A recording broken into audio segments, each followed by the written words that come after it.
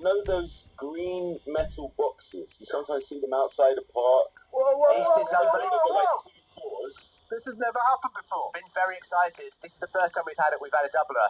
Yeah. It's sort of, rectangular in shape, but like 2 doors, a special lock. And sort of once every 6 months, you'll see a guy, and he'll open up, and it's just full of wires. All wires.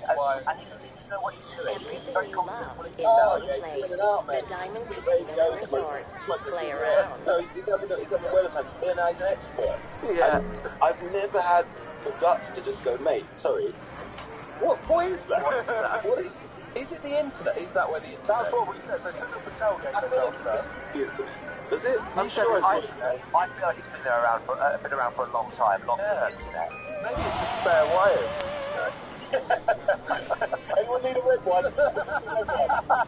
Loads of it. That's just, you just see an electrician just going through, just trying to find some spare wires. When they say I've got something back at the depot, that's the depot. They go to the little depot outside the park. Just need one of those ones that's green, but it's also got a yellow line on it as well. It's a great answer. It's a fantastic answer. Brilliant. The podcast is, of course, called Shrink the Box. The psychotherapist Sasha Bates and Ben Bailey-Smith are brilliant headline guests and the triple guest of Fiesta. Thank you so much, Ben. It's been a pleasure chatting to you. Cheers, lads. Thank you, Ben. See you soon. Bye-bye. And Edward. Radio X. And it is goodbye today as well, because you're off on your Gallivant. I'm off on my Gallivants for my beach safari. You're off to the beach safari.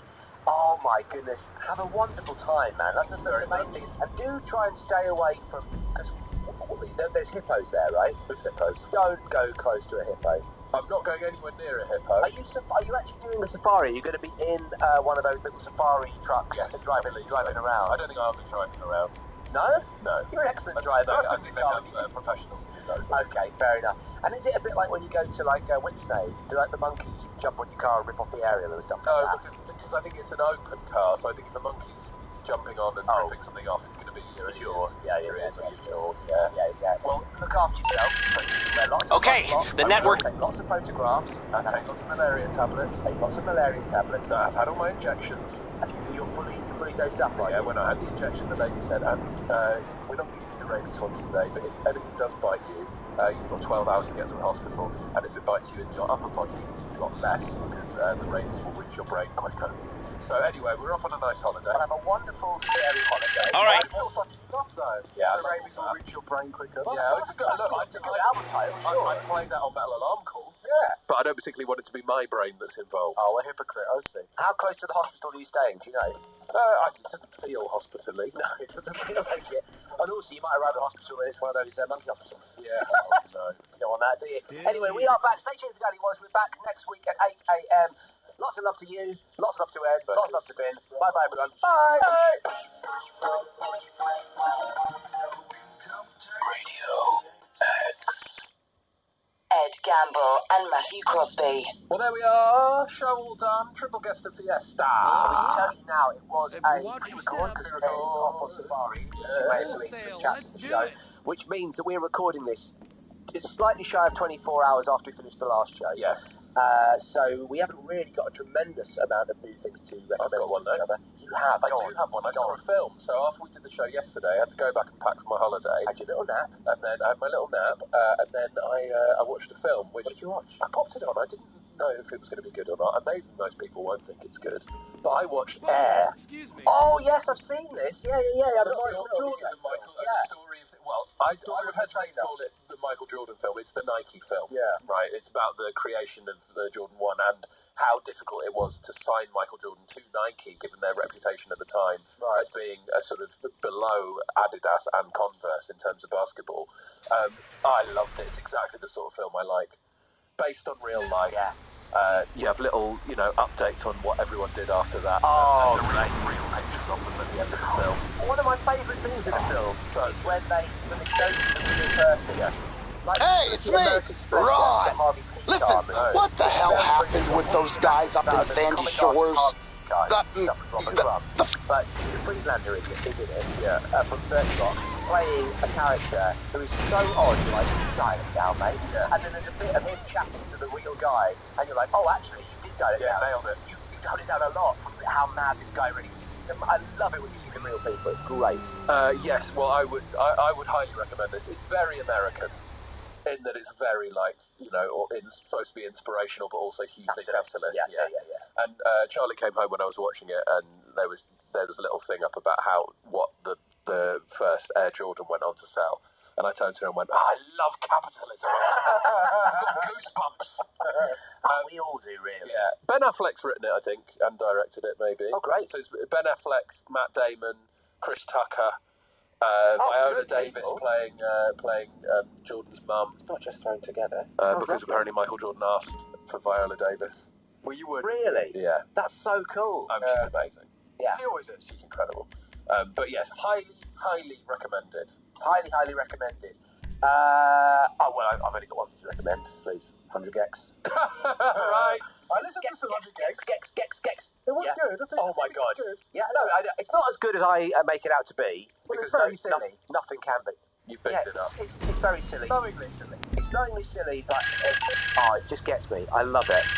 Okay, I've got to chill out on that. this buyer wants us to make the drop at the top of a parking garage. We're supposed to leave the pack. The Beatles film? Oh, yeah. Yes. I was on a stag do just now, and Tough hold of Get Back. I would say one of the top 3 bits was 9 hours spent sitting by myself downstairs watching the rooftop movie on a big screen. I'll say one thing about a stag do is I do often go on a stag do and go, well, this could be time alone.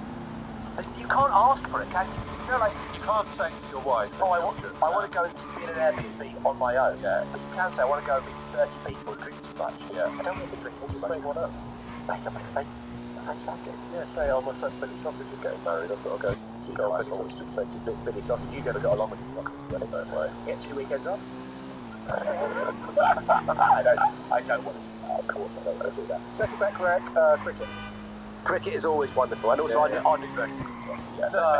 Third bet correct. That was a joke. Yeah, black metal cricket. No. Come on. Just joking about that bit. Oh, yeah. You love cricket. Test cricket. Cricket's very good. Yeah. Rubbish. Yes, please. More cricket. Okay, bye. Bye.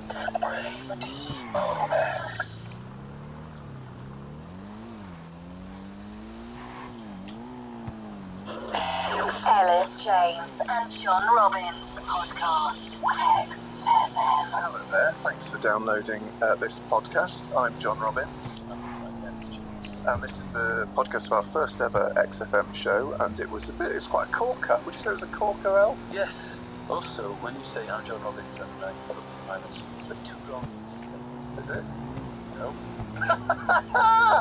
Well, it is. Yeah. It was all like newsreaders. I know. It's just that by saying my bottle went. My confidence. I was like, I don't watch. I've never seen this on anyway. So already you've got an insight into the 2 mindsets of James Robbins. James riddled with self-doubt. Robbins playing high status. Riding roughshod. So in our first show we had 2 new regular features, Sacred Cows and Textual Healing. And we also had some good advice about what to do in what non-temps, and the resounding decisions seem to be absolutely nothing. Yeah, that one on temps feature was better than John has just made it sound. But should we just explain what textual healing was? Textual healing is... The 2 of us, we both have slightly different views on advice and matters of the heart, for instance. My life's pretty something like not being far more sensitive. Well, that's what we claim. It's always a good subject of reality. I'm actually let's get on. So we asked for listener problems, and we'd play agony uncles and then sacred cows. John, you want to explain that? Yeah, that's a feature about bands you think are overrated, you get too much critical acclaim. And if you want to be involved in those features in weeks to come, do tweet me and Ellis, at Ellis James, at Nomadic Reverie, also at XFM, and or you can email, and there's all sorts of ways to get in touch on Facebook and stuff, so we're looking to hear from you with ideas for Sacred Cows and Textual Healing. So that's it from us. I hope you enjoyed the podcast. We had a cracking time recording the show, and we will see you next week. Yes, goodbye. Ellis James and John Robbins podcast. XFM. Good morning. You're listening to XFM, a brand new show for Sunday mornings with me, John Robbins, and alongside me is a man with the face, voice, thighs, and key socio-economic indicators of a miner but the turn of phrase of a celebrated Victorian wit. It's Mr. Ellis James. How are you doing, Ellis? Very good. I don't think I can live up to that. Well, I've got loads of these. It is perfectly true about the thighs. Yeah, you've got Welshman's thigh. Yeah, it's an affliction that means I can't wear skinny jeans, or I just look like a rugby player on a stack of them. Whereas now, in your sweater and shirt combo, you look like a trainee surveyor. Oh, thank you. My dad, a quantity surveyor, would be thrilled at that. I just moved house, and my next door neighbour's a quantity surveyor. And when I told my dad, I said, "We get everywhere!" he's so pleased. I met someone else whose dad was a quantity surveyor. But every time I call my dad, he's like, "Yeah, this is what I need to hear." I like it. It's good stuff. So, coming up on the show, it's not just quantity surveyor chat. We've got a whole range of things. We've got some new features and stuff. This is our first show for XFM. We're very excited, and it's not just our first show, it is the fulfillment of a prophecy, Ellis. And I'm going to show you something, because when my mum heard that we were going to be having our own XFM show, she sent me a poem that I wrote. Not self-penned. Yes, when I was 6 years old. Oh. And what I'd like for you to do, Ellis, is to read this to the listeners and describe what you see, because it contains some spooky predictions about the future of Robin. Right, now I have well, there are one of these I'm just showing this to David Pedersen, the producer, who's just said, he was just muttered wows silently to himself. The pictures, I don't know if you're familiar with the paper tapestry.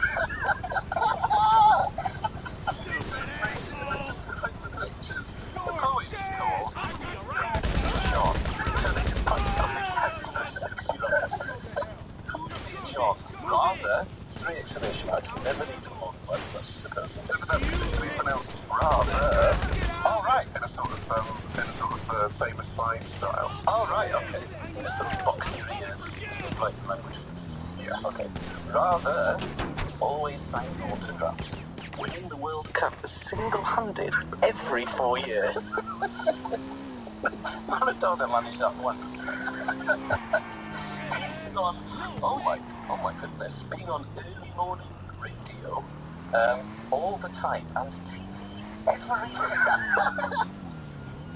Having all the girls screaming for me, who'd be a John? Rather, alas, lucky John.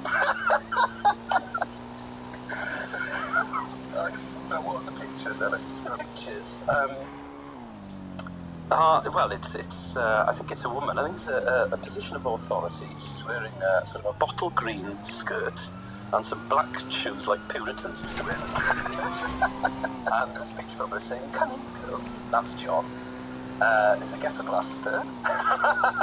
And it's saying, "Introducing John." Yeah.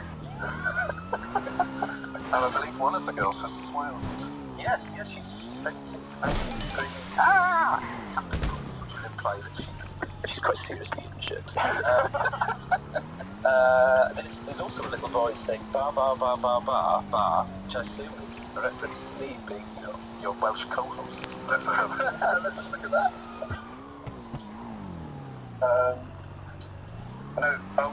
That's a baby going gaga. Oh, right, sorry. Maybe in reference to Queen's Radio Gaga. We just don't know about the intertextuality I was capable of at 6. And then there's a lady just saying, "Oh, John." That is. Oh, that one next one's about a hedgehog. Sorry, I've skipped ahead. I'm meeting 2 men with John's when he was 6. Yeah, there's one about hedgehog and one about rain. You are quite a strange guy. I haven't been for a long time. So today marks the fulfillment of that prophecy made in 1988 that I would be on the early morning radio all day, which is physically impossible. Yeah, what also was to combine that with a career as a professional footballer. Well, Roy Keane comes across very well on the radio. Yeah, he does, but I mean, he's quit as a footballer. Yeah, that's true. When he was winning Champions League semi-finals, he was also broadcasting broadcasting on Magic FM. But I think it's an indication that I'm a polymath. Yeah. One of those sort of Victorian types who's like a scientist and a poet and like design bridges at the same time. Oh, congratulations, John. That's Ellis James and John Robbins podcast. That was Klaxons with Golden Scans. You're listening to XFM with John Robbins and Ellis James. And just before the ads and the music there, we set up our text-in topic for today, which is what things have your exes gone on to do that have made you regret splitting up with them, or maybe confirmed that you made the right decision. And we've had a text in from Anonymous, and she or he says, an ex of mine from a few years ago went on to do modelling, TV work, and was even, brace yourselves, an extra in a Harry Potter film. Gutted. What do you reckon to that, Alice? Would you be able to deal with seeing your ex in the background of Hogwarts? Yes, because I've never seen a Harry Potter film, because I am an adult. Oh, yeah, not the man. Not looking at your haircut, you're not. Yeah. You're a sprightly 14-year-old boy who dreams of getting into Hufflepuff. Yeah, I'm in year 9, so working hard for my stats. And no, I do watch Harry Potter mainly my colours to us because I'm an adult and I like adult things. Why, that sounds quite an adult thing. Sorry, oh God. Oh, I know for a fact that my parents are listening. Oh. Do you like those kind of remakes of Harry Potter films that are available in those sort of stop-offs on A roads? Yeah, the A1 on the way to Peter Pedersen. Yeah. It's absolutely Have you noticed the increase in sort of private shops on major A roads? Do bear in mind that it's the Sabbath, John. I'm sure we should be discussing this now. Well, you don't have to go there on a Sunday, or at all. Yeah, but it's done, definitely. You'll have now like a diner, a BP garage, and a rude place of worship. Yeah, well, worship of the odd kind. Anyway, we just had another text in from Geordie. Obviously, not her real name. Not what? Oh, hang on. I've got this terribly confusing. We'll just say everyone's anonymous for the sake of things. Morning. My ex came runner-up in the North Norfolk Line Dancing Championship. Could you have a more Alan Partridge claim to fame? The North Norfolk. Imagine if your ex, you knew your ex was competing in the North Norfolk Line Dancing Championship, and then you saw that they came a runner-up, and you were like, right, it's all back on. I love you, I'm so sorry, I take it all back. You can cheat on me all you like. Oh my goodness me, you're so perfect. Also, we've got the other two voices you may hear in the studio. We have producer Dave. Good morning. And we also have Vin. All right. Vin is our very chilled out intern stroke podcast mega dude. Vin is from Vin. And Vin has a tale to tell on the subject of exes. Take it away, Vin. Well, yeah, I was just saying off here, my friend split up with Chris Ramsey, stand-up. Famous hair wielding stand-up Chris Ramsey. And it was about a month before the Fringe kicked off a few years ago. So she had him a Fringe, so a month later there's huge posters of him. Chris Ramsey will have the buses, selling out the Pleasance. Oh, imagine that. That's going to hurt, isn't it, if you're if you're an ex-girl's friend. Though it does give you a large amount of potential for defacing posters. Yeah, big graffiti options. Because I did see a photo of a big billboard of Chris Ramsey in Edinburgh where someone had replaced his body with that of an obese man. But left his head. So I wonder if that's fine. Have your posters have been defaced, Alice? A couple of penises, yeah. on my head, obviously. No one's just, done me a favour and drawn a very big penis next to my crotch in sort of artist impression. Just serves you right for photoshopping them out in the first place. Yeah. People on the truth, though. Keep on Twitter and text in on 83936 about things your exes have gone on to do that have made you reconsider your decision.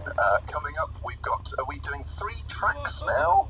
Are we doing, yeah, we do 1 track, I think. Okay, well, this coming up is Maximum Park with their tribute to UKIP. It's Leave This Island. Ellis James and John Robbins podcast on XFM. This is XFM. That was of Age by Foster the People. One point of order, I've been picked up on texts and Twitter, people claiming they don't believe I was 6 when I wrote the poem that we tweeted a picture of. That may be true. I may have been 10 or 11 or 12, maximum 14. But because people have noticed that my joined-up writing was above average. Very high standard. For that age. Although the artwork below standard. Well, they wouldn't put my pictures on the wall in class because I couldn't draw very well, and then my mum went in and gave the teacher a piece of her mind about encouraging children's creativity. No wonder you're so damaged. I used to circle the hands because I couldn't draw fingers individually detailed enough, so they look like sort of big shovels. Yeah. And would mark me down. Oh, John. Yeah. Also, I would say that your writing hasn't been any deteriorating. Oh, I've got appalling writing. Yeah, you look like a GP who's just totally given up. So we've had some great texts in on the subject of what have your exes gone on to do that have made you evaluate your decision to break up with them. We had an absolute cracker. This is from Anonymous, and we tried to get hold of him to talk on the show, but he's currently eating his Sunday lunch, which at 11:54 a.m. sounds like 10:54 a.m. sounds like an immense lie. He had his breakfast. He can have his tea. Yeah, just a piece of toast at 9:30, and then a roast dinner at quarter My to mum 11. on Christmas morning got up at 6 a.m. to put a chicken in to roast. Oh, chicken. Turkey. We have turkey Christmas. Stop having a go at me. That's alright. I don't. You've got to put it in the night before sometimes. Mum gets up at 6 because in my younger days when I'd roll in for the pub for Christmas Eve, it's 5:30 in the morning. My mum would be in a dressing gown, tending to a turkey. Again, that sounds like an innuendo. I need to stop this. Next week on Welsh Tales. It's Christmas in Wales. So we've got here is my friend dumped a certain Mr. David Beckham a week before he scored from the halfway line against Wimbledon. Amazing. Oh. I mean, that marked the arrival of David Beckham to the ball-kicking community. And I did what was wrong in their relationship. It's a sort of star. Gosh, that book must have on what David Beckham was like as a boyfriend. It was always fascinating. I wonder, would you be tempted to sell it to the papers? The goss? Yeah, well, I mean, if the goss is good enough, if it's that, he likes it to do every now and then I would say, no, because not even the tabloids be interested in that. We've got another one here. It says a few years back, I left my girlfriend of the time in LA to continue on my travels down through Mexico. The next time I saw a picture of her, she was on the red carpet in Leicester Square on the arm of Billy Zane. What? How did that happen? No, could someone tell me who Billy Zane is? I guess he's famous. He's got a Z in his surname. Yeah. What, is he an actor? I don't know either. Oh, goodness. I've only ever seen high films. Who's Billy Zane, Dave? Wasn't he in Titanic? Was he the... No, that's Leonardo DiCaprio. Oh, yeah. No, the one who was the nasty man in Titanic, yeah. Is it Vin? What, the iceberg? Yeah. Right, who is Wikipedia? Another one's my sister's ex is a current 118 man, and she's being plagued by his face on every other bus in London. I myself have dated a previous 118 man.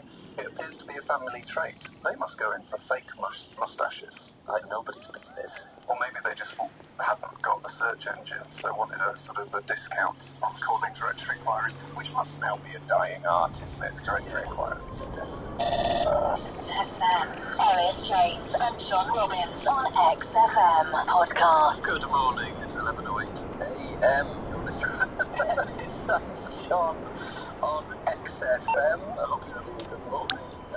Right, I'm going to mention our new weekly feature.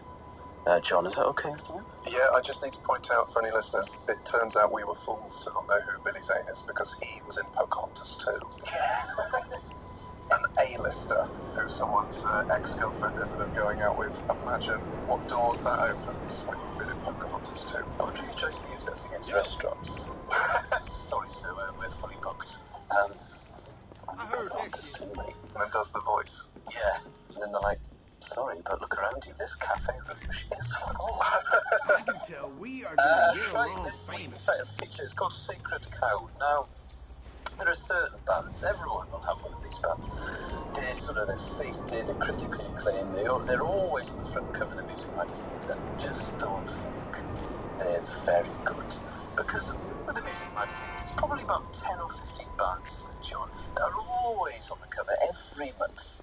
I can say names two or three off the top of my head that I don't think deserve to be there. So we'd like to know which ones you think are overrated. So do text us on 83936 or tweet at XFM any bands that you think are overrated, especially from the XFM playlist. I think Elvis Presley is massively overrated, but producer Dave said that's fine, but we can't play him, so it's basically irrelevant what I think about Elvis. I was like, and what we'll do is when you text in, we will argue the toss, and then there will be a vote to decide whether they are indeed a sacred cow, never to be toppled from their perch, and they will go into the paddock of sacred cows, which we will hastily erect on the wall of the studio here somewhere. And as the weeks go on, we will have our herd of plump Jersey cows who are not to be taken off those lists. So, you know, there's lots of lists like top 10 albums of all time, which basically has Beatles albums there for order. Yeah, which I think is right, because I think the Beatles are the greatest band of all time. Well, let's not get into that. Let's not get into this now. But also... Let's get into it in a bit. Yeah. Oh, yeah, that's the point. Yeah. So we will argue the toss on the bands that you suggest, but also very exciting news. Just before we went into this, Dave said, right, if you could mention Sacred Cows, I need some good names. I've got a fantastic cow sound effect that I'm ready to play any time. So, Dave, you ready? Yes. Hit it. Very good. Now, I imagine you were up at 6:30 in some field. Yeah, that was with a ghetto blaster. Exactly, that's naturally sourced. Fringing you. Self off. No, sorry, like, I was trying to avoid saying like it being cold. I was trying to make a pun, but now it sounds like it's an innuendo for self-abuse. XFM, Ellis James and John Robbins on XFM podcast. You're listening to XFM. This is John Robbins and Ellis James, and before those tracks, we're talking about our new feature, which is called Sacred Cows. Those bands that you think really don't deserve the acclaim they get. And Tim has texted in with an absolute corker that we have picked to be the discussion topic for today. And he has said, I would like to nominate the Sex Pistols. There they are. Noisy, angry, talentless men. Okay. And I think that's my perfect example of the Sacred Cow. Ellis, however, disagrees. So we're going to argue the toss over whether they get inducted into the XFM paddock of cows or whether they are consigned to the abattoir. So, Ellis, you're a Sex Pistols apologist. Give me your reasons. I'm not an apologist. I'm a fan of the Sex Pistols because they're great. Why? Because, sorry, somebody's just tweeted in a swear word and it distracted me. Because music was sort of absurd in 1975. It was this overblown, overwinded prog rock, 9-minute long keyboard solos. We're thinking Rick Wakeman, Emerson, Lake and Palmer, all that sort of nonsense. Whereas Sex Pistols, they were releasing singles during the winter discontent when there was, but they couldn't even bury the dead in this country. And now we... I just did some asking around. Yeah, because it's perfect music for documentaries about the 70s that I watched to sort of cry myself to sleep because it's not the past anymore. Good line of the past. But couldn't you argue that in America, when rock was sort of at its most overblown peak in the late 60s, early 70s, they combated that with very beautiful sort of country and alt-Americana music like the Band and Neil Young and that sort of thing, which has far more sort of soul and talent to it than the Sex Pistols. Yeah, but when I hear you go to the Queen, which is such a perfect single for Jubilee Week as well, I think that's what sort of rock music is all about, that sort of rebellion. And also, every time I hear Anarchy UK, I do genuinely feel a sort of an adrenaline rush, like a kick in the stomach, but in a good way. I think they might have been angry and they might have been spiky and sort of very, very... Yeah, but how angry do you actually think they were? Because isn't that just perfect PR, releasing that somewhat Johnny Rotten had polio as a kid. He was very angry. I mean, you can't think, because there's manufacturers, they're the Spice Girls of the 70s, Ellis. Yeah, but I think the anger was genuine. They weren't told to be angry, that's what he was like. And if you're reading The Dreaming by John Savage, which is an excellent but very long book on punk music, then you'll know that. I think they were a genuine, they were for real, although artists obviously the phrase usually attributed to the Manics. But I also they had tunes, that's the thing. No, they didn't. Never mind the bees, it's unlistenable. Never mind that. Yeah, I know. But it's unlistenable, that album. It's a mess. It is a mess. It is a mess. EMI is a mess. Gossip Queen is a tune. Alec is a tune. Pretty Vacant. It's fantastic. They all sound the same.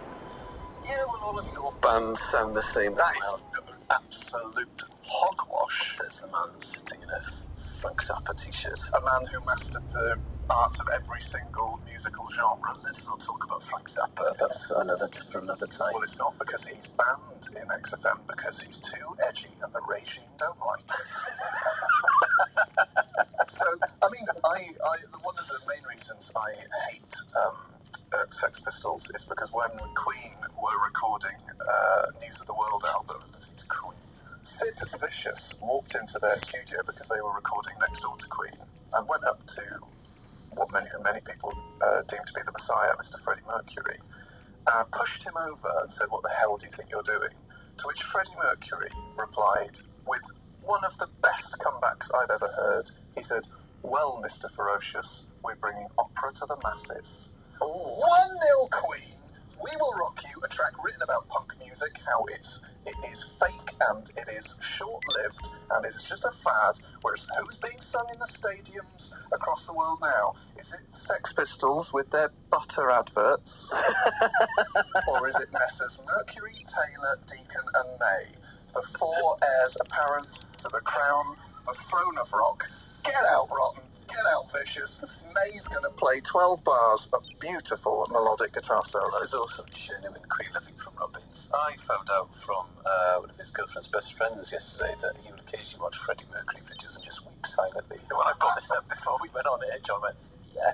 That's the most cool thing in the world. Why wouldn't you? Well, it's one of the most beautiful stories in the history of art. Yeah, I don't cry 'cause I'm a real man. You don't cry because you're watching videos of people throwing petrol bombs at the police in the 70s whilst listening to the Sex Pistols. Yeah, exactly, because it's exciting and it's social history in action. What, Live Aid wasn't exciting? I don't think their set was very exciting, no. Oh my God! I was more of a Spandau Ballet man at Live Aid. I think you'll find Bob Geldof said status quo. Queen were the best band at Live Aid, and that it was the perfect stage for Freddie Mercury because the whole world was his jukebox. Oh, we got a text in from someone saying Queen's definitely a sacred cow. I don't know who you are because I didn't see your phone number, but thank you very much. No, a sacred cow, as in they are in the paddock, mate. That's what he means. We were given. Producer Dave is telling us to wind this up before. It's moved on to Queen now. They started off as Sex Pistols. I really like the Sex Pistols. John is wrong. Someone's texting to say the Sex Pistols all the way. They are, so he's agreeing. Mr. Anti-Pistols, you are so wrong. 4 exclamation marks. Yes. To XFM, asterisks out sex in text. They do, don't they? Because sex is such a rude word. You got XFM, but don't say sex because it's rude. Ellis James and John Robbins podcast. XFM. That was My Number by Falls. You're listening to XFM with Ellis James and John Robbins, and the debate off air has been heated, to say the least. We've been discussing Sacred Cows, our new feature, where we want you to tweet and text in your bands that you just think have critical acclaim that you don't think is justified. And we've been discussing whether the Sex Pistols are overrated. Ellis is definitely a Sex Pistols apologist. I cannot see it. And we're about to decide, having read your texts and your tweets on this, whether we are putting the Sex Pistols into the Sacred Cow paddock. The cow is now being cut out by and he's doing a cracking job there. And obviously Rotten will be listening into this with fingers crossed. Ellis, if any listeners are confused, I thought that we kept mentioning Queen. John will bring almost anything back to Queen. Well, just wait to see what I do if this vote goes against me. So we're now going to reveal, we're going to throw to producer Dave, who has the final say on all matters sacred. So, producer Dave, will the Sex Pistols be inducted into the sacred cow paddock, or will they be consigned to the abattoir of overratedness? Paddock or the abattoir? Well, I think it was strong arguments for both this morning, even though John did stray heavily towards Queen at one point, which confused things slightly. But no, it was about Sex Pistols, but also people getting involved with the texts. Sex Pistols all the way, Mr. Anti-Sex Pistols, you are so wrong. So therefore, I'm trying to press this drum roll. Sex Pistols are in the paddock of the Sacred Cow. Oh, yes!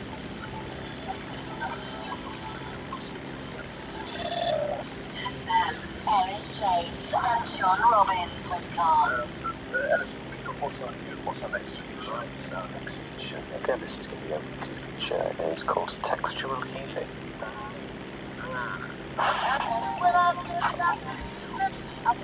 Textual. I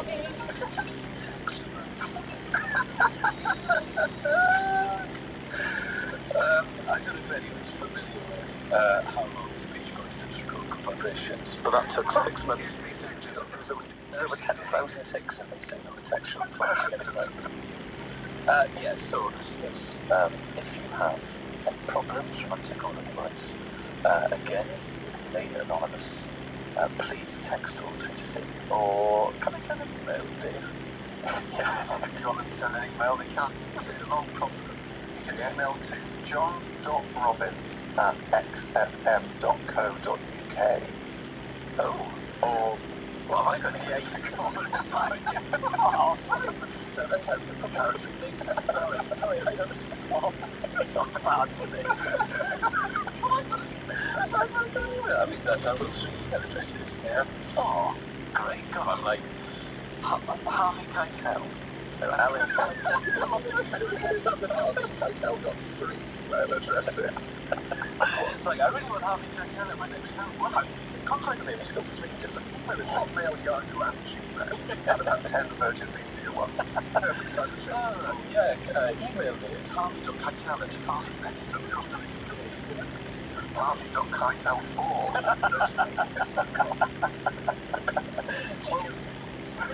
He's a Tumblr now, Harvey Keitel. He's well ahead of the other Tumblr come from about 5 or 6 years. Yonder. Oh, that's weird. It's just lots of sort of, different email providers, but I'm enjoying it as much as I expect. Right, what's next? Seeing as John is back, I'm also officially back. Terry, I need to do this for 1 week. Oh, come on, Terry. Crack open a copy of Night of the Opera and console yourself with May's Virtuoso solo. But Terry and everyone else, we're looking for your problems, your life problems, whether it be relationship issues, work problems, because me and Ellis have, I think, contrasting and complementary styles. Yeah. Ellis prides himself on never having cried. Yeah, I'm one of them pretty sucks at that. Whereas I am sort of a more sensitive, kind man. I just don't cry all the time. Well, Ellis would see walk drive past a sheep caught in barbed wire and would put it out of its misery with sort of a car jack or a clock. A clock. No, not clock, a crook clock. A what? A crook clock. It's a crook clock. It sounds like a place when there's a child. No, a crook clock is those things you put across. Oh, okay. Whereas I would nurse the sheep back to health and then release it into the wild of my leisure. I'm kind of having oxygen.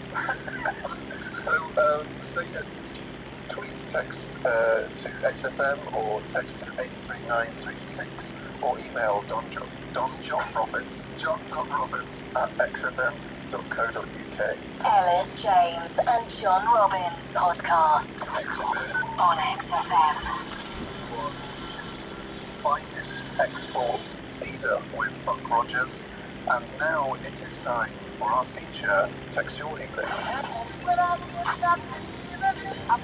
Textual.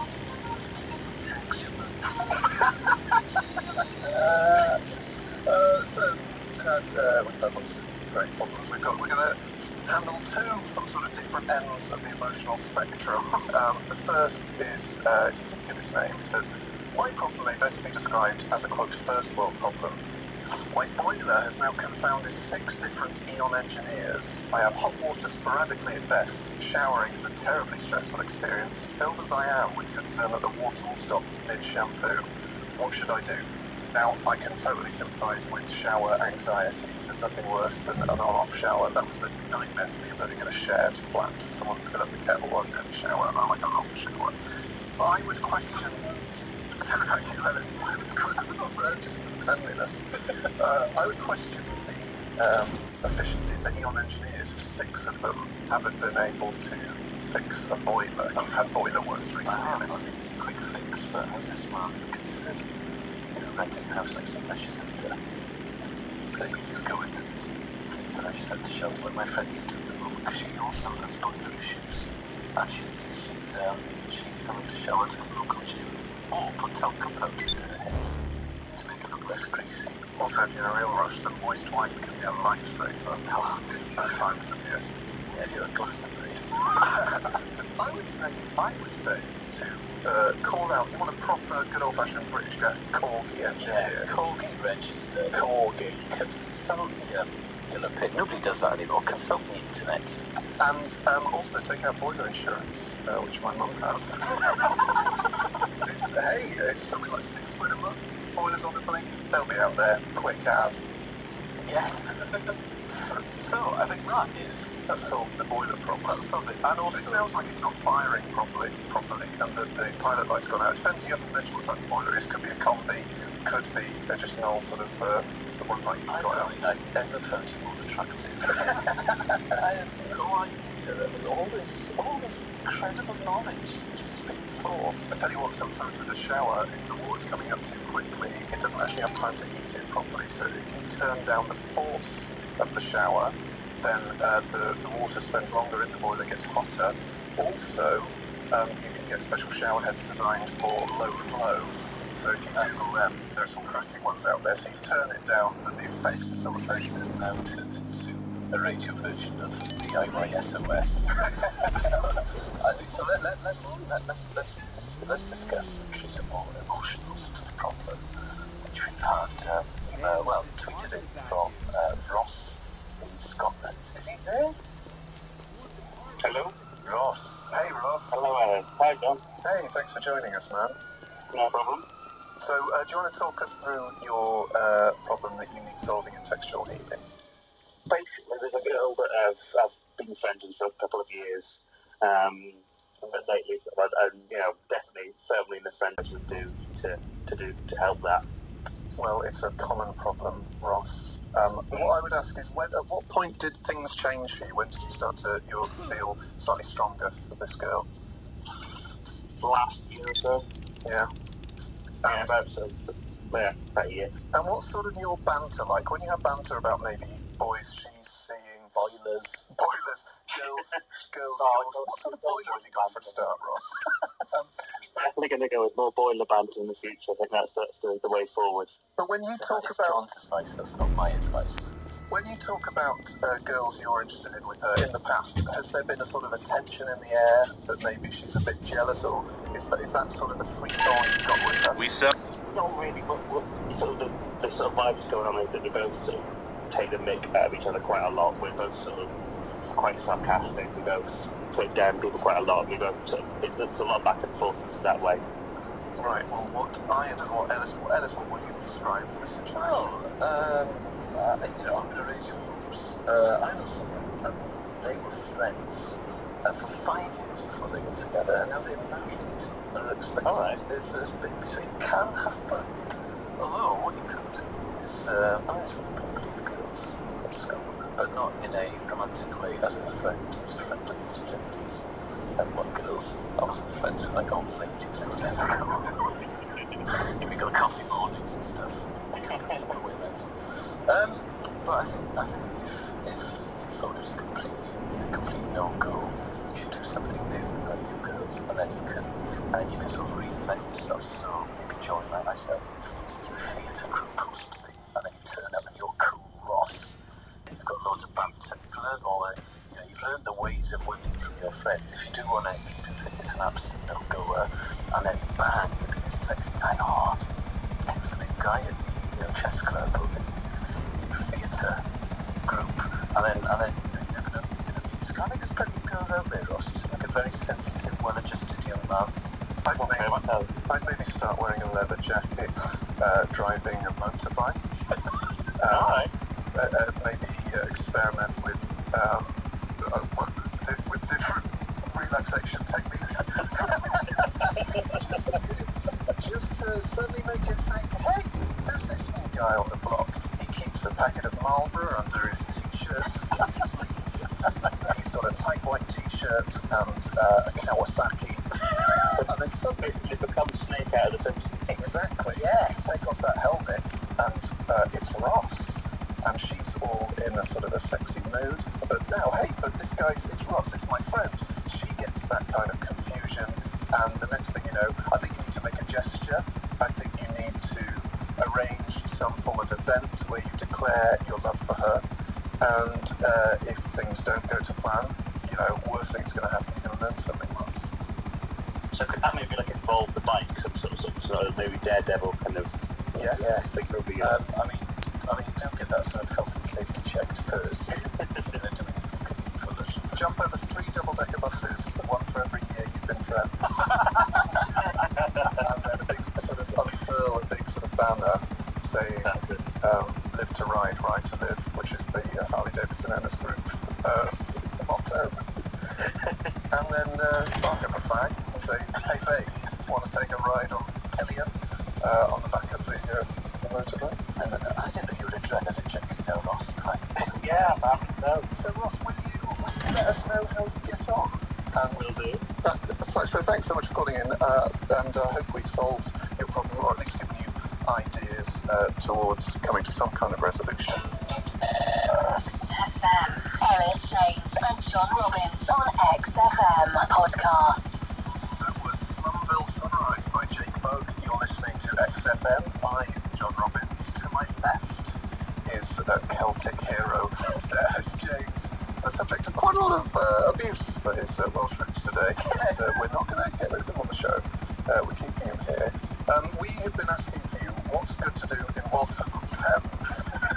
Sounds like I'm presenting a local radio station, but it's because Hennis and I gig all over the place in sort of new territory. I've never been to Waltham Thames before, so we've been asking for your suggestions of things to do there. I don't want to sort of slam all on them, but I have done the gig you're doing, and I have literally no memory of it. Right. I don't remember the town or the gig, but I know I've done. Well, that ties in with quite a lot of what we're getting through.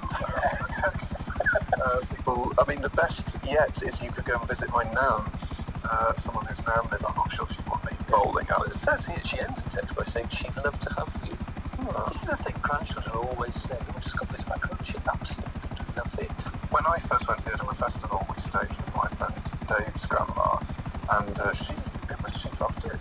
Me and my friend Robin would sort of bowl in at 4 in the morning. She'd make us bacon rolls because she'd be up. Yeah. And then we go to sleep in this twin spare room. And the great thing is, like, all the grandparents in my experience are like this. So I just thought there was something that happened when you were growing, something that happened when you were grandchildren, it just became nice. And then I watched the programme OAPs with Alison Bowles, which gets so my religions. It was an awful thing, weren't it, in the 70s? So Chris has texted in to say, visit Brooklands Museum in neighbouring town Weybridge, but there's nothing in Walton. I might do that, but I'm really looking for stuff. A lot of people texting in about the Nando's, which takes volumes for a town. I did the Nando's black card. Well, no, I won't, because I became vegetarian about 6 months ago. Oh, so you just because of the Nando's experience. You just got to Nando's and eating, like, corn on the cobs then? Yeah, pretty much. Oh. Corn on the cobs with the corn on the cob on the side, and a deep-filled Diet Coke. What else do we have? Someone here said, oh yeah, I think I find that Walton is currently in the Thames because of the terrible floods. So I do actually need to check that out. So if not entertaining, at the very least, this is providing me with excellent travel advice. Yeah. For my trip to Walton.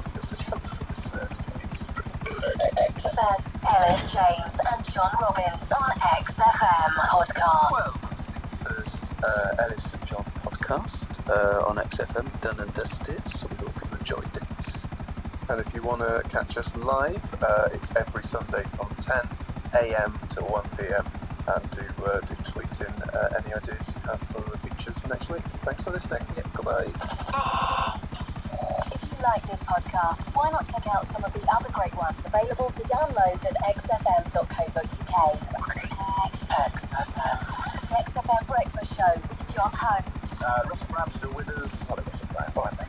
Cars and Truth, of course, is a great spiritual document that we continually produce in the West. Through ignorance. Don't look at me when you say that. Through our ignorance, producing banal sex. We are incapable of dealing with complex ideas such as sexuality. Banal sex. I will do that. Self-respect. Banal sex. For mothers and having sex becomes banal, I think you go outside. A cloud. God, what to do? That was banal. To do that on my own. XFM.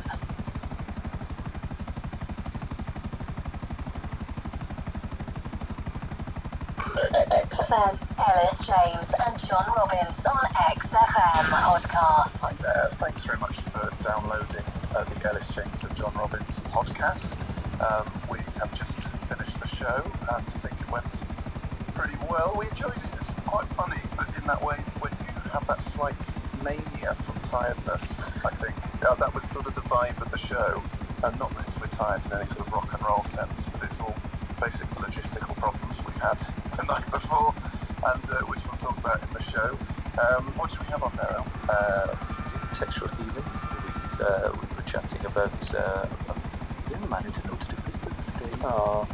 And Sacred Cows will be arguing the toss and blur. I'm a huge fan. Robbins? Not. It is not. Well, that's the tiredness kicking in. But more sadly, this week I discovered how uncool I am. And the fact that I use the word uncool to describe being uncool is actually very uncool. So a chance from slang that young people use, which make me feel left out of conversations. I couldn't follow what everyone meant. So, yeah, do tune into the live show every Sunday from 10 till 1, and we will see you at the other end of the podcast. Ellis James and John Robbins podcast. That was first thing to come off my screen today. That was Little Submarines by the Black Keys, and this is cracking radio. This is XFM, I'm John Robbins, and alongside me is the most decorated light entertainer from the valleys, is Mr. Ellis James. Hello. I hope this opening makes the podcast. Oh, that was slick. Well, my headphones are making a bizarre sound, so I am going to take them off, and I'm now fully on board with it. It sounds weird in my head, and I got scared. I thought it might be a nightmare, and perhaps really turning into one, actually worse. So let's all take off our headphones and go can-free for today's show. You're listening to the Ellis James and John Robbins show on XFM. Ellis, how has your week been? Very good. Can I say that my headphones also sound strange, but I've coped with it by assignments, which is a radio crime. But I thought I'd just let John flounder whilst I sit confused in the corner. This is something we should have done at 5 to 10. Yeah. But we live by the seat of our pants. And I had a minor panic attack when the sound came into my ears and the little thing has gone off the screen. Anyway, listeners, welcome. I hope you're having a wonderful Sunday morning. What have you had a good week, El? What have you been up to? It's a comment that I can't mention because I haven't done the press release yet. So Is it like banned for legal reasons?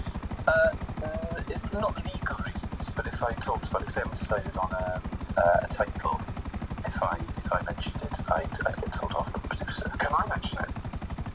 As long as you don't describe it. Yes. Oh, okay. Considering very vague.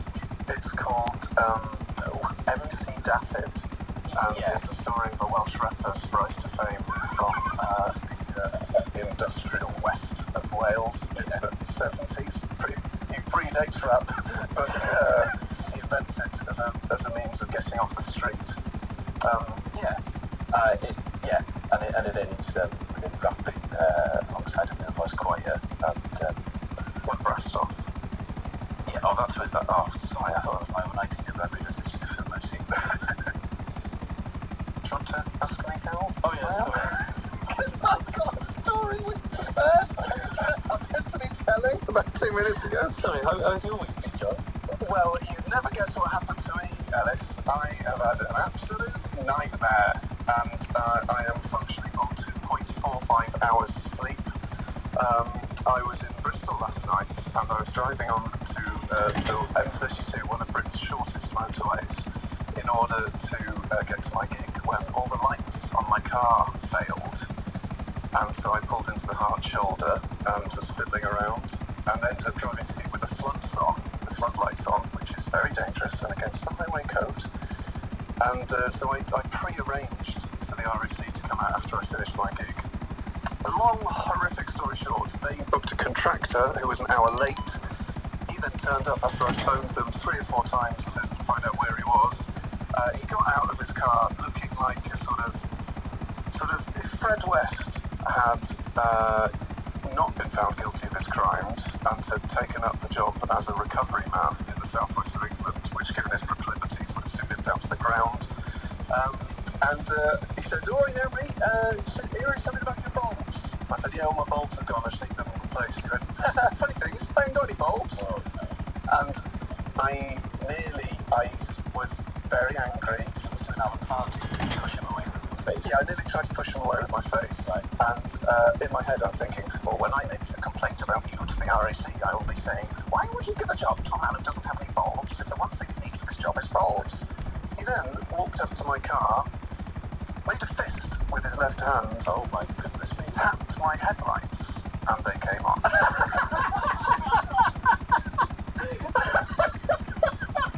And my anger turned immediately to just self-loathing.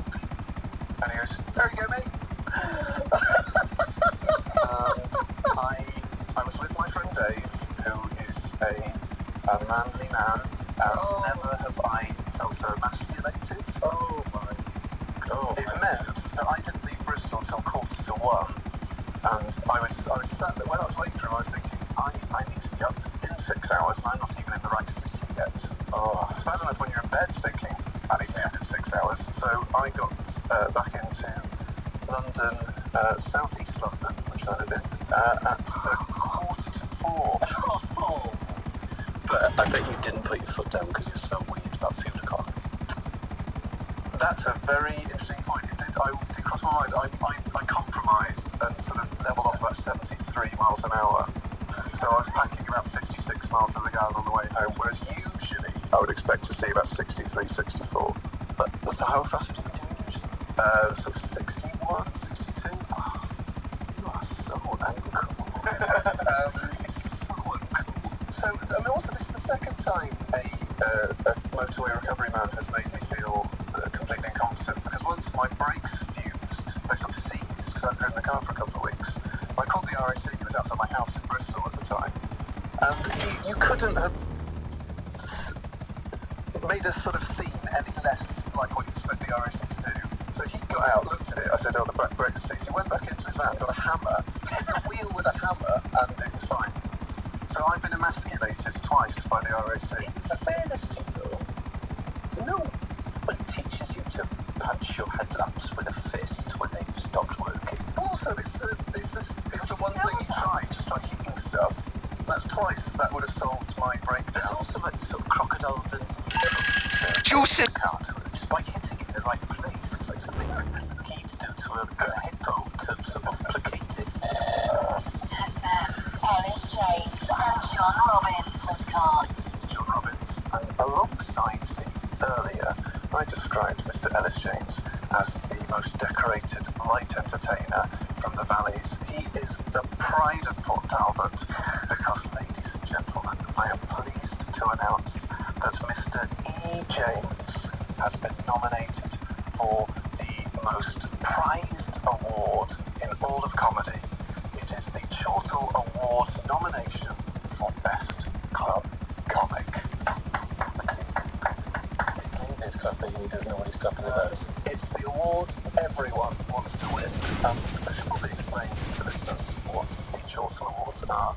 Chortle is a website which has come to dominate the comedy industry, and every year it releases its own awards based on a criteria that is not available to the public.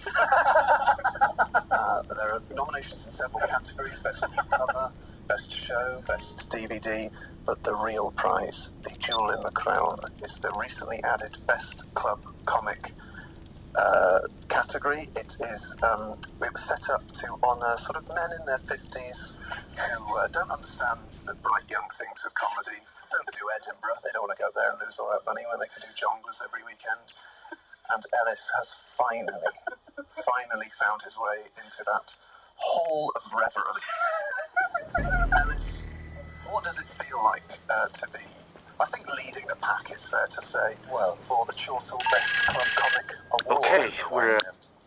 like I said, just to sort of read through the importance of Chortle, it's the industry Bible, and it's a secret text for comedians, I think. It's the one review everyone wants to get a good one in Edinburgh because they know that all of their friends will read it. And I'm very pleased. I cannot ignore John's jealousy. Well, I have not been nominated for a Chortle Award ever. I'm attempting to get the award for most consecutive years without a nomination, running at 9 years, and it's a bit like, I feel a bit like I've come last in a competition I didn't enter. Oh, right. But you were captain of your primary school football B team. That's correct. Just look with the little girls in it. That's correct. And I really was a trailblazer in equal opportunities in the Castle School B team. I made no bones about it. I was a goalkeeper led from the back. I was going to say, captaining from the back, they must have, they must have got a lot of faith in you, bearing in mind that you were one of only 4 members of the team with a penis.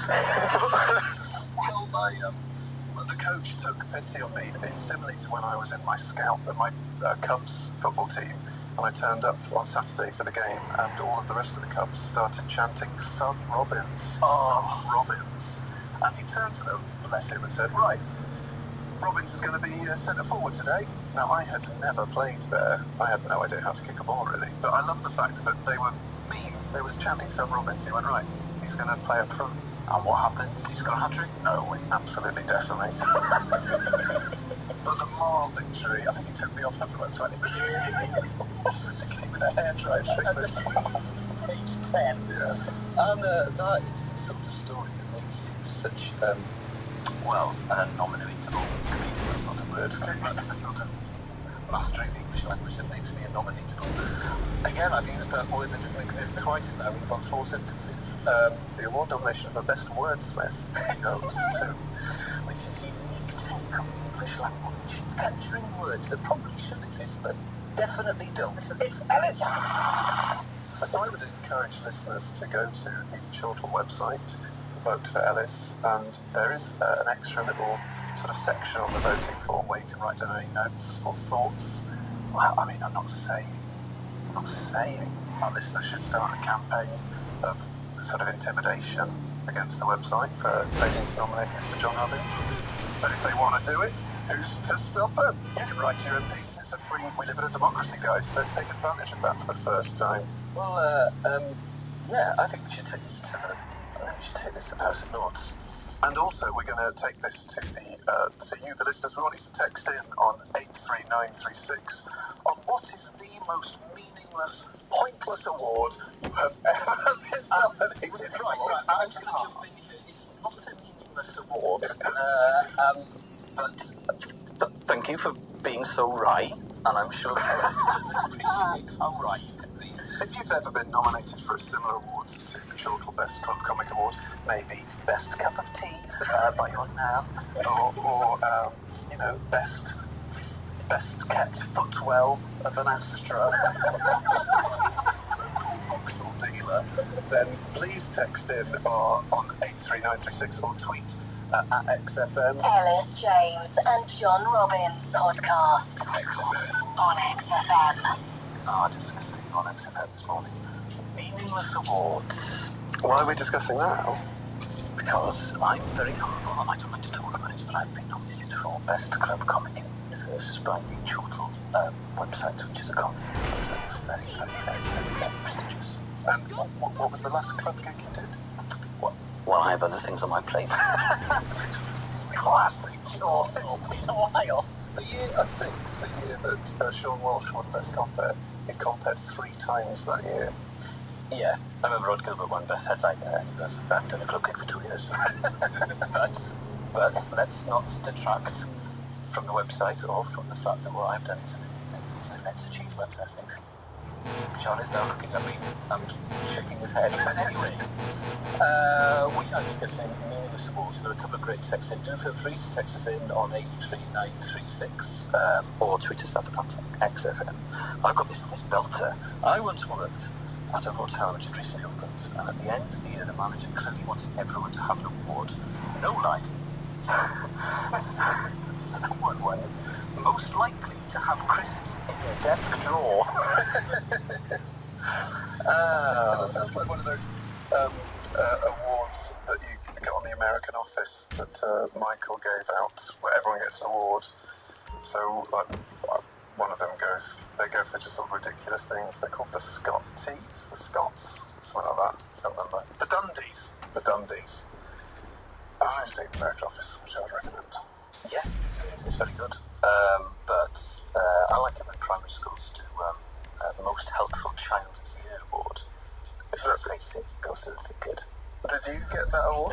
No, I absolutely didn't. You clearly did from your reaction. And I could name who got it, but I won't because of the joke I just made. And if he's listening, it would send me. So it's it wasn't Ellis James's year at school. We know what school Ellis goes in. It's on his Wikipedia page, I don't know.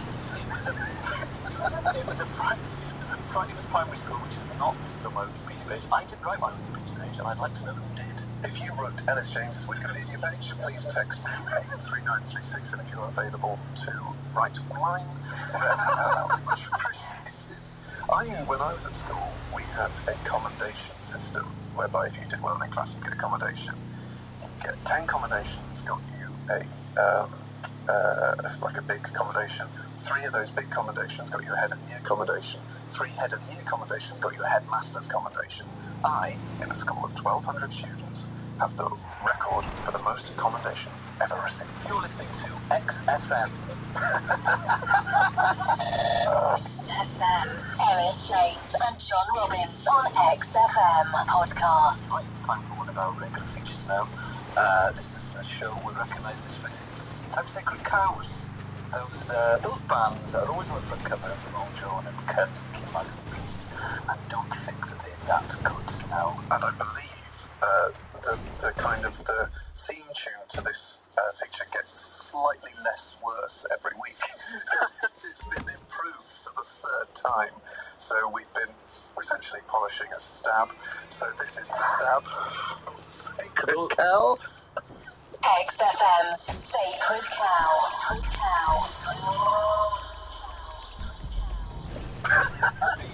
You've taken a sort of Rick Wakeman approach to the production of that. So much reverb, Dave. Dave, I've got your Dave wrong. You've also taken out the splat, which I think gives it an air of quality.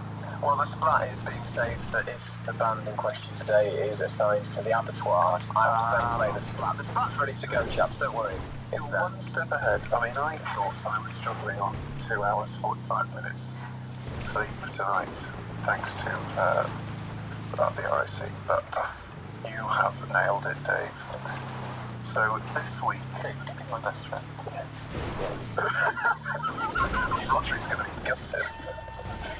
So this week, the band that we're going to argue over is Men of the Street. If that street is in Hoxton, it's Blur.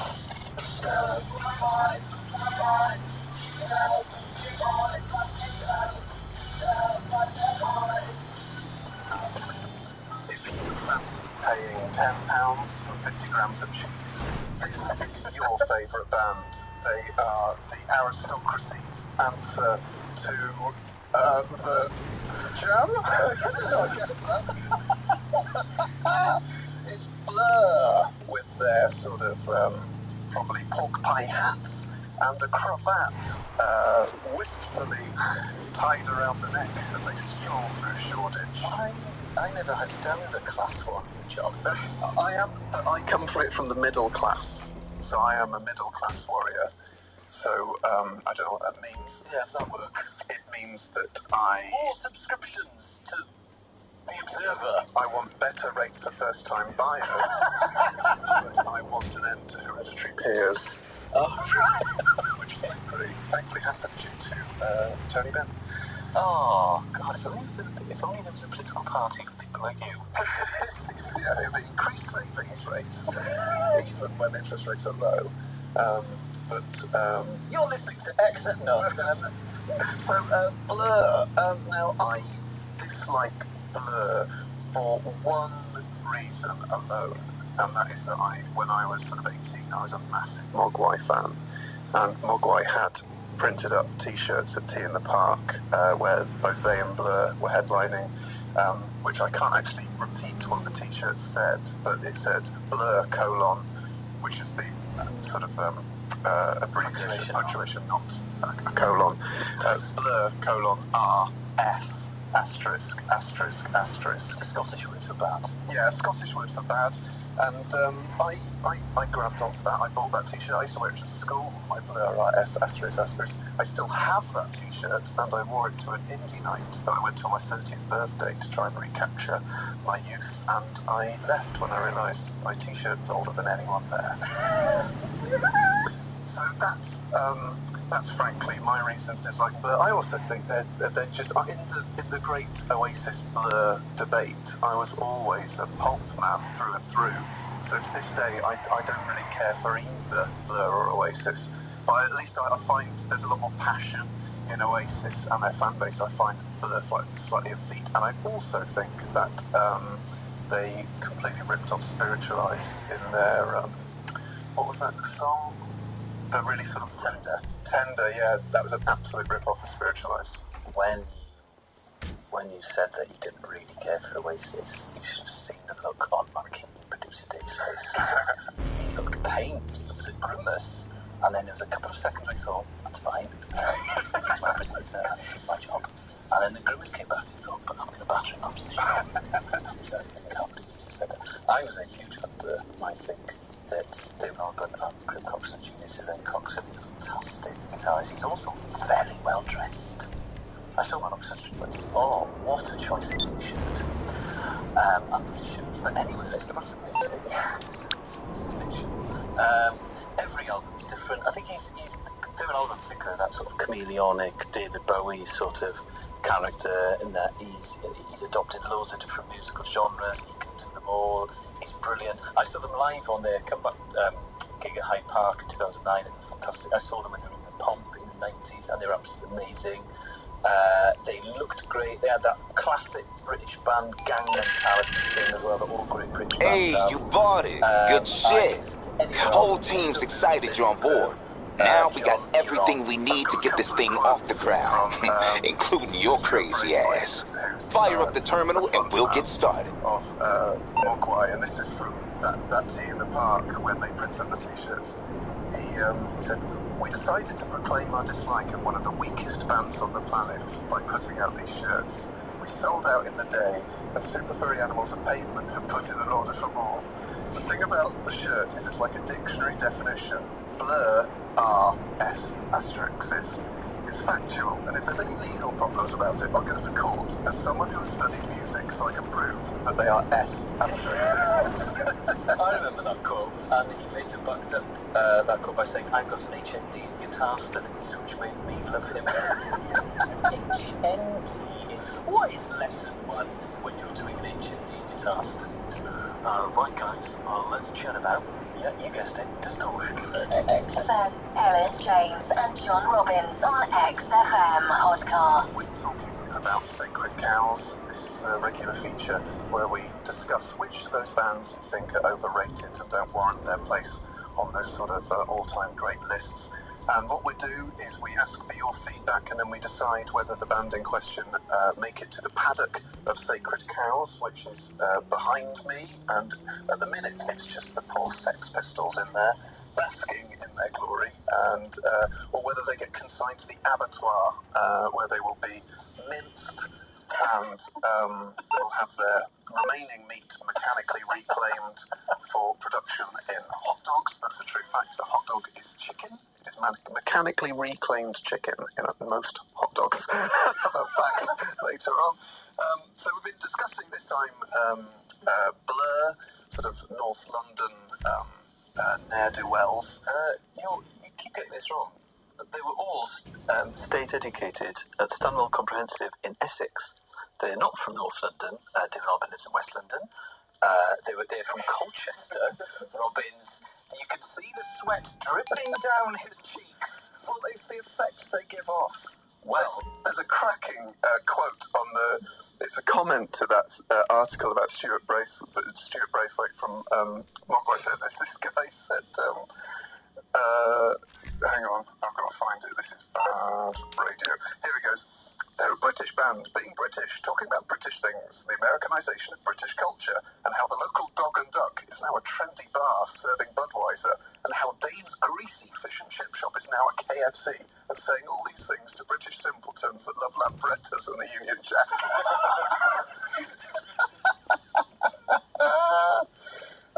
I just don't think they've got any edge to them. Oh, what are you on about? Like, Oasis have got edge. They've got attitude. You should read 3,642 Days, the Blur biography by Stuart Cooney, which is a cracking read. Finn, who's in the studio, he's nodding along. I mean, as with last week when you suggested I read Swansea City, A History, I'm afraid the answer is going to be negative from me. Well, I'm still reading from that. So, I can't believe you're not going to read that book. We'll read two quick texts on either side, both from sort of different ends of the linguistic spectrum. We'll start off with, this is a cracking argument. Blur are one of the best band ever. I have loved them since I was 1 year old. That's cool. Imagine a 1-year-old, you're not even a toddler at one. Having a favourite band, even if it was any band. Well, judging from the spelling, they are now 2 years old. Ellis, do you want to read the one that is slightly more poetic? I'll read this one. I can't stand Oasis, and I'm from Greater Manchester, which I think is, this is my own opinion, I think that's a crime. I loved Blur as a teenager, but my ardour for them has cooled with time. So we've had, I didn't realise that Alan Bennett listens to the show from his house in Camden. That's when Robin isn't cool, and I think Robin, he's a big thing. If you're from Greater Manchester, what are you doing, mate? So now we're gonna switch to the Oasis side of the debate to really back up my anti-Blur army, because this next track is "Everybody's on the Run" by Noel Gallagher's High F. That's all I can read. High flying birds in Egypt. So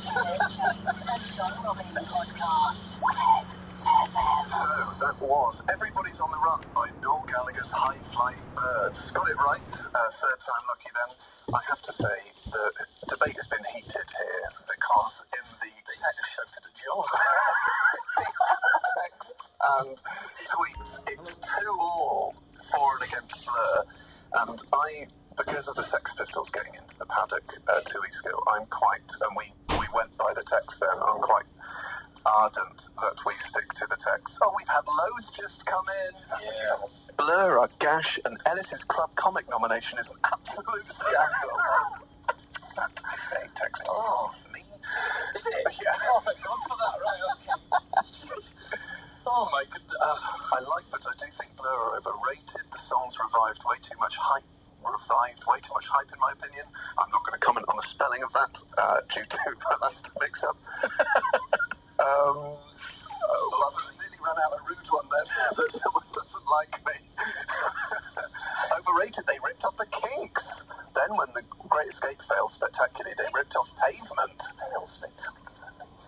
So it's basically 3-3 now. Well, actually, by the texts, I think it's slightly more anti-Blur, but I think I am about to get roundly trounced in Sacred Cows because the force and knowledge of producer Dave and Ellis. Well, all I'm saying is that I've been very reasonable, I think, and then Dave just shouted at John. That's all he shouted. I shouted at him, and your face changed, and you looked very angry, and I thought, oh my God, I'm going to be part of a scandal. This is hopefully going to make the Metro. So, Dave, shall we have the Sacred Cow sting before we go to the course? XFM's Sacred Cow.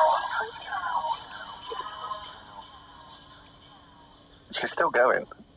I reckon she's gone insane. She's just in one of those echo chambers recording breathy links. And you have to sort of push a bit of paper onto the door with what you want, along with some food. Poor thing. So, Dave, we've just had one text in for Blur, always for Blur. I think that seals it. Dave, what's the decision?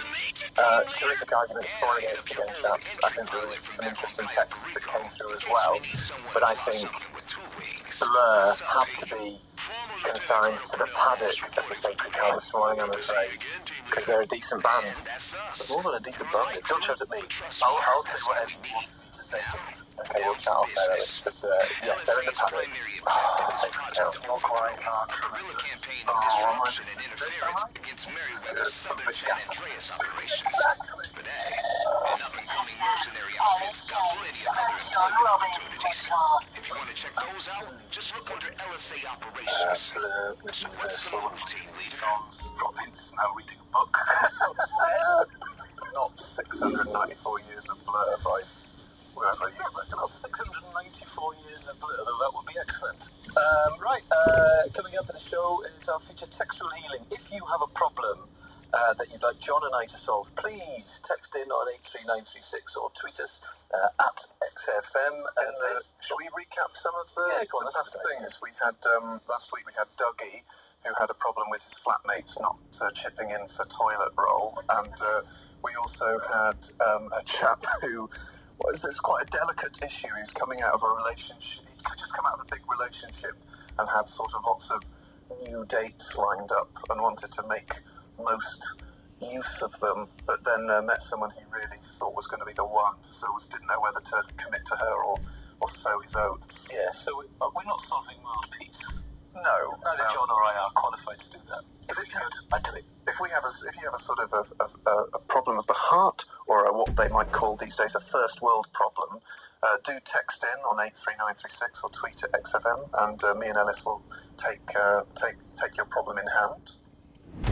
When we are.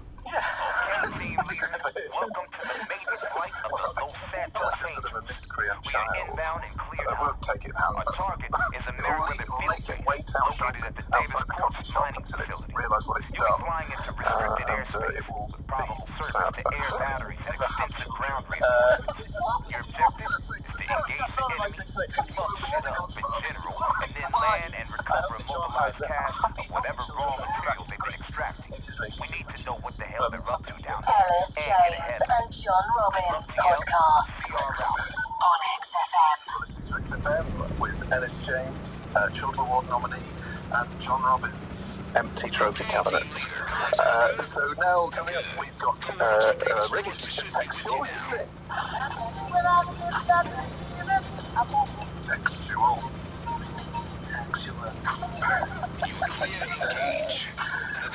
Somewhere in the session of recording that little maybe they'll be released in 20 years' time on anniversary. Yeah, I bought the Marvin Gaye. What's going on? 20th anniversary double edition. Didn't go through. So in this week's Textual Healing, we're asking you to text and tweet in with your problems. And we have a caller now on the line. It's Leslie, but a man, which if he was on the front row of a comedy club, he'd be in trouble now, but as he's called in, we're going to be very kind. Attention aircraft! This airspace is prohibited. Reverse course now. Yeah, that's good. Les, I would go for Les in that situation. What is your problem that you want me and Alice to solve, Les? Well, it's my birthday next weekend, so I just wanted to drive with any tips. I've sort of drawn a blank on ideas. Oh, how old are you going to be, Les? I'm going to be 24. I'm going to be 23, which is a bit... Do you celebrate that birthday as well? Oh, if I was 23 next week, I would go absolutely hog wild. Oh, I would give anything. What was I doing on my 23rd birthday? That was in 2005. Oh, it was a low point. I just finished university, Les, and I was working at a bookshop in Bristol. Hey, it would have been a month after my first ever stand-up comedy gig. I got, on my 23rd birthday, I went for Pizza Express, which is a steak, and then I got chucked out of the nightclub for wearing trainers. I went home. Pizza Express is never a mistake. No, Pizza Express, Pizza Hut. Oh, well, that's terrible. It was What sort of stuff are you into, and how many friends do you have? How many friends? Were more than 10, I guess. More than 10 friends? Yeah. I want a big, like a big blowout. A big, You want a big blowout, and you've got more than 10 friends? Yeah. I remember you could hire out McDonald's. Some big ice cream cakes. That was like a step down from Pizza Hut, though. Do you want it to be food related? I like to do that, yeah, sure. Are you one of those people that's like sort of, Ellie, those sort of people who go to visit retro houses? People who dress like it's the 50s, even though it clearly isn't. No. Those people also have smartphones, which I think is a double standard. Yeah, at least have the decency if you're dressed like it's the 50s to have a sort of Batman next to you with a wind-up phone on his back, like in the war. Made of bakelite. Yeah. Yeah, I think, it's 23, your recovery powers are going to be incredible at that age. And I think you should go out large. You should drink it from day. You should probably eat quite badly. Have you got a girlfriend? I have a search. Well, I think you can get one. Oh, now you could hire one for the day. And that would be a nice break from sort of usual work when you choose to accompany you to a Wagamama's and go to perhaps a bowling alley. What about the Bloomsbury Bowl or something? Bowl like it's the 60s. Basically, we're tending to travel back in time. What about a gig? Would you like any bands? I like the idea of bowling on like a good, something different. Okay, well then, the problem is... So you're saying fire an escort and go bowling? That's what I'm saying. Make sure she's got big fingers, because sometimes you have some problems with the balls, so she can use the heavier balls. Because if you're going anywhere above an 8, it's very difficult for women to play, or by woman with small hands, big hands. Big hands is on the website. Well, this is probably some of the worst advice we've ever given. Hire an escort and go bowling. It's not very bleak. FM, Ellis James and John Robbins on XFM podcast. But what's the strokes with this song about getting 5 a day? Juice box. It's now time for another one of those fantastic events features Winner Plays On. Both John and I bring on those specialist subjects. John, obviously, is going. Well, the thing with Winner Plays On is that if you win, you get to keep your specialist subject for the next week, whereas if you lose, if you are roundly trounced, as Ellis James was last week, then you have to pick a new subject. So last week, if you remember, Queen beat Swansea City Football Club 3-2. And this week, so Ellis has had to pick a new topic. Ellis, what have you gone for? I've gone for the Welsh psychedelic folk band Gonky Psychotic Monkey, who are my favourite group of all time. And I'm sticking with Messrs. Taylor, May, Deacon, and Mercury. And the winner gets to play one of their favourite tracks. Ellis, what track are you going for this time? Do you remember the first time I thought? Oh, do you remember the first time that you picked that as your track and then didn't get to play because I won? That's when I got close to it. Well done. So I went to this comic Galaxy on Comic Zone, please do. Oh, okay, well, no, that's enough. Yeah. Or we'll have off-com on our backs. And my track is the track I refer to my girlfriend as that modern song I like, which is somebody that I used to know by Gautier. So we're going to flip a coin to see who goes first. It's 5 questions on each of our specialist topics. Ellis, the loser calls the coin. What is it? Tails for Wales, miss. Tails for Wales. It's heads for cool dude. So, Ellis, I'm going to elect that you go first. Right on. Okay, so 5 questions. 5 questions. I'll just think that from that. Golgies I got to pick. My favourite group of all time, band I saw 40 times. Ellis used to organise country trips to see Golgies Psychotic Monkey when he was at school. Yes, I did. And I can't help but imagine Ellis as a shepherd of these kind of cool students on the bus going, right, everybody, get on the bus, come on, it's nice and early, the band of some chicken at 6, that's something I'd like to see. Geraint, it's that woodpecker cider I smell on your breath. It's like he was there, and also some of the Unifor kids would pay me because I was subsidising their country trips to see Golgies. And I didn't mind, because I loved them that much. I'm Harrod, you've dropped blackjacks all over the floor. Mr. Thomas would drive the bus to take us to see Golgies. If you're dropping sweet wrappers all over the floor, I didn't want to make a sort of stick in the mud. I wouldn't tell anyone off, but I would clean yourself at the end. So I just want to brush. Sweet wrappers, that was my responsibility. As long as everyone was thinking, I was happy with that. So let's see how well that furnished Ellis with the knowledge required. So 5 questions on Golgies Psychotic Monkey starting now. What was the name of Golgies Psychotic Monkey's first cassette? Alumet? Correct. Sean and Stefan left to form which Welsh rap group? Correct.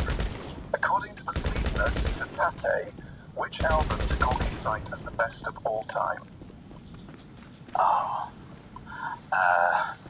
My ex-girlfriend has my copy of Tate, which is something I've never resolved. I'm happy that it did. I'm afraid. I don't know what this is. Golgies have the claim to fame of having 8 top 75 singles, but no top 40 singles. What was their highest charting song? And I did not got some reports were. Show me the lyric, or did he Nui Malayan? That's in Welsh, but your person is so bad, I can't help you there. Or is it the Nui Malayan? Oh, that's a very unfair question to ask. Okay, here come the reinforcements. Written down. Okay, that's fair enough, isn't it? Auditing from that night, from that day on. Oh, that's a bit vague. I don't know. So, the complete lyric is Sitwedod Anna Bodini with that's where Ellis Uncle Harry. I love the Welsh written down because it's like, I'm Sandy Belly, that's it, space. Coming a figure, quick on go down a month. How you doing out there? So, that was 3 out of 5. I was very impressed with your knowledge, especially the Patty's not got the reporting one. Let's get together on the mind. That's not well enough. I'm absolutely fine with it. Of course, they need you to him to talk about it. Okay. Right, so now we're on to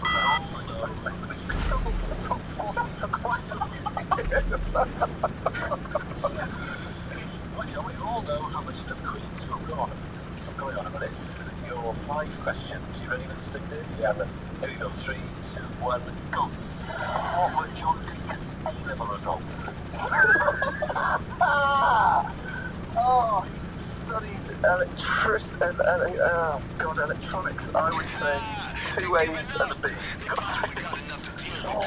almost big secret. Let's bring it home. RTB, y'all. Where was it? Nebworth.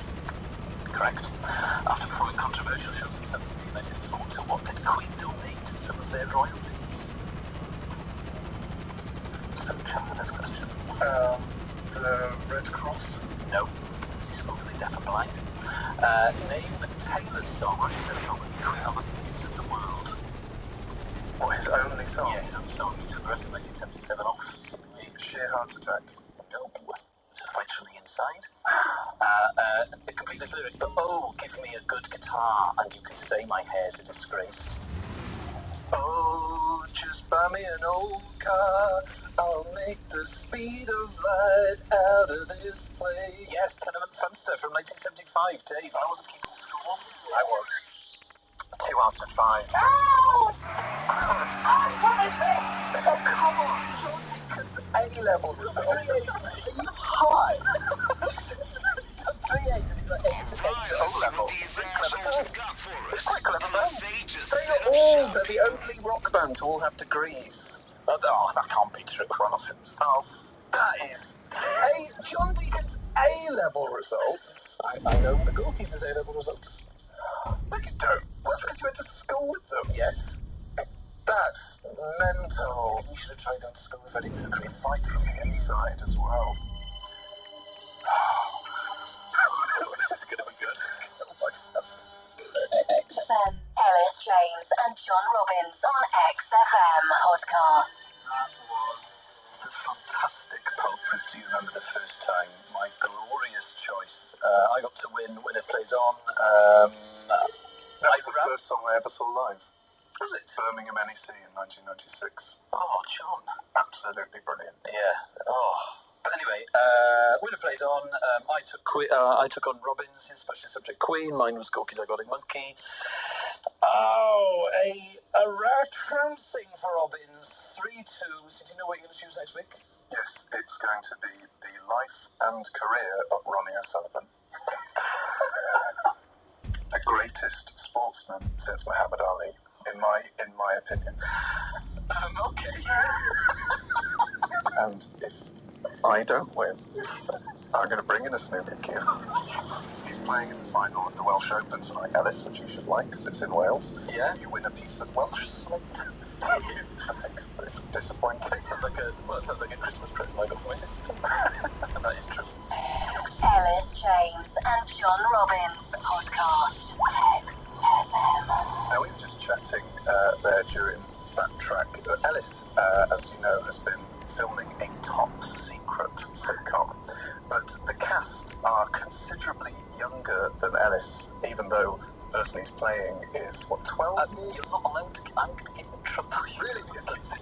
I haven't signed a secrecy agreement. No, but I wish you had. So it's set in a nursery. Ellis has had his hair cut specifically for it. But Ellis was saying that he's sort of been reintroduced to youth language. And it has really changed. So give us some of the words you've been introduced to? Young people say the word cool anymore. Don't they? And the director was my age, he was 33. And at the end of the take, he'd say, cool, if you liked it. And they'd all go, cool. cool.